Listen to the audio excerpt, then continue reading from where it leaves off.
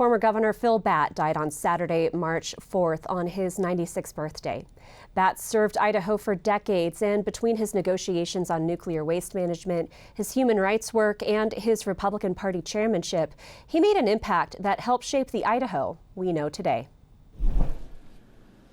Governor Batt's long-standing service as a citizen, legislator, lieutenant governor, and the many roles he played is marked by many achievements. He didn't have, the easiest young life. I mean, he worked hard on the farm. He went to the U of I. He had to come back because his father was seriously injured in a car wreck, and he had to come back and run the farm. Didn't complete his degree. He was a brilliant guy without a college education. I have a number that I wanted to share with you. 21,250. That is the number of days ago that Phil Batt entered public service in this building until this one. Governor Batt was always serving his community, but he served in the state Senate where he sponsored landmark legislation. He was elected lieutenant governor. Republican Lieutenant Governor Phil Batt became the first Republican candidate to announce for governor. At year's end, Batt was generally thought to be the GOP frontrunner. He went back to the Senate, then he became the Republican Party chairman and really was responsible for the vast rise in the Republican numbers in Idaho to become a supermajority. Rather than going home and just rolling it all up, once again he rolled up his sleeves, and Phil Batt became the champion of the Republican Party and revitalized it. I had all kinds of organizational activities going out throughout the state. I traveled extensively doing that. He was very active in going around the state in 1991, working in each county with folks that weren't necessarily part of the county party, but were identifying themselves as either conservatives or Republicans and interested in the outcome. And from that, he took the information, cataloged it, and went back out and started talking about, here are the things we have in common. And it became kind of the big tent approach, which is that we have enough room to be a home for people of lots of different ideology on the Republican side. What we have to focus on are the things that bring us together and let us win.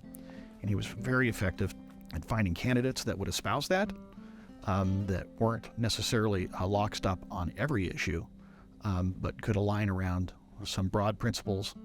He quickly helped restore the, historical balance, and the Republicans won back enough seats that when, just 2 years later, they held 23 seats in the Senate and the Democrats were down to 12.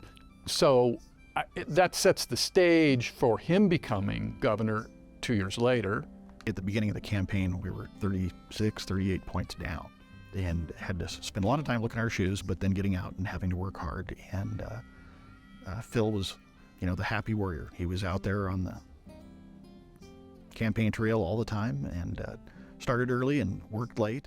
I think you can say it really was a pivot point that leads us to where we are now. They couldn't do any good, and the Democrats, they tried time and time again. We just wiped them out. As genial as his relationship with Andrus was, he wanted to win, and he wanted the party to restore its strength, restore its effectiveness, and so he was capable of being sharply partisan when it was called for. I think Governor Batt was always willing to learn.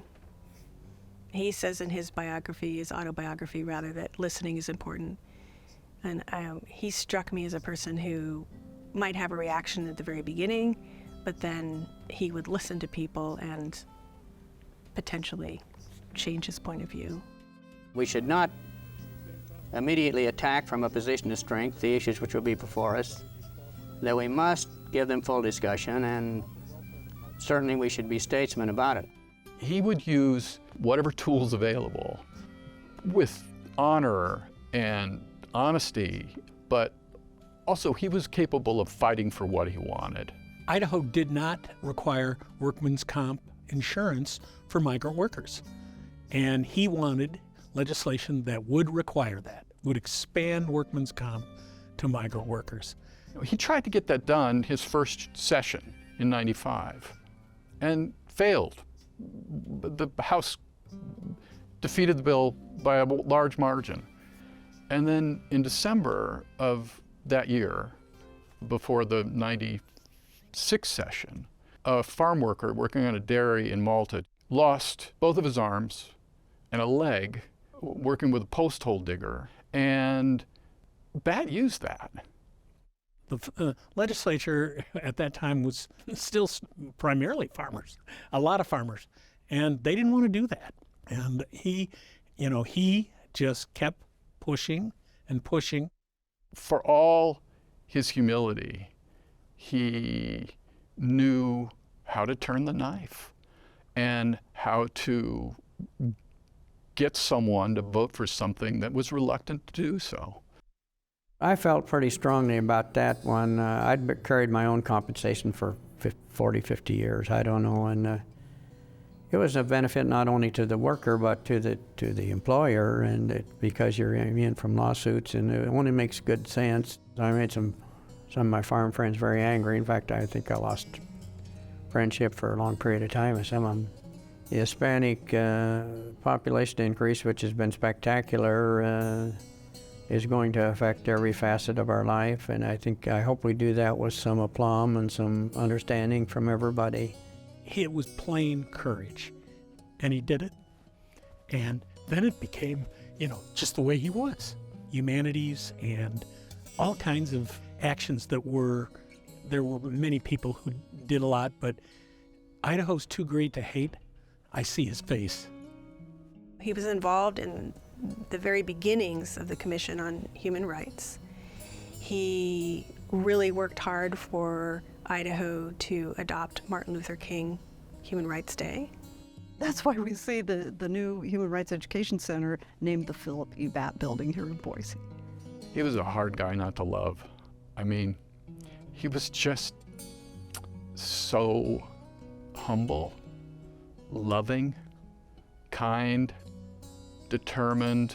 When people describe Phil Batt, I never heard them use the term tall, but we all did look up to him. He's known for being small in stature, and I too am quite short. And I remember walking down the stairs in the Capitol Rotunda with him, and he turned to me and said, "I like you, Zeph, you're short." Phil loved his family. He loved farming. He loved to write. He loved music. To our chagrin, he also loved corny jokes. There is a parrot to death. The first time I met Phil Batt was at the Idaho in the mid-'80s, playing his clarinet with Gene Harris. Wow. Phil Batt was very dear to me. I've known him since I was a teenager, and we always had our love of music and playing the clarinet in common. Well, I never took myself very seriously. I just, music always helped me along in everything, but most of my fun has been in music.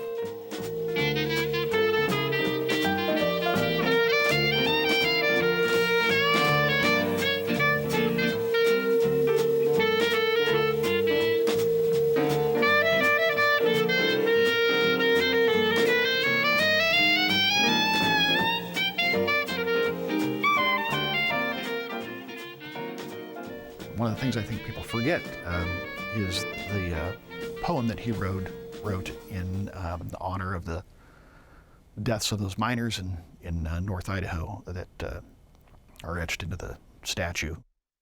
We waited in spirit at the mouth of the pit, ached in unison at the news of the dead, joined the jubilation at the rescue of the living, marveled at the poise of the tiny community, and we became strong. The flux of the widow's tears welded your strength into our bodies. And we were all Idahoans, and we were all miners, and we were all proud. What people are going to miss was kind of this even-handedness Was he Republican? Yes. Was he over the top? No. I mean, he worked with Democrats. Some of his best friends were Democrats. And would they disagree on issues? Yeah, but they didn't do it disagreeably. I can hardly talk about it without being emotional. It's a tremendous honor for me to serve as governor, and one in which I stand in wonderment all the time. After all, I'm a man of fairly humble beginnings and education, and it proves that anybody can do it. That humility and that connection with other people, I'm gonna miss that. It's the fact we only have so many years on this earth, and I know that eventually my time will come, and I think that I should spend some time in retrospection, reflection,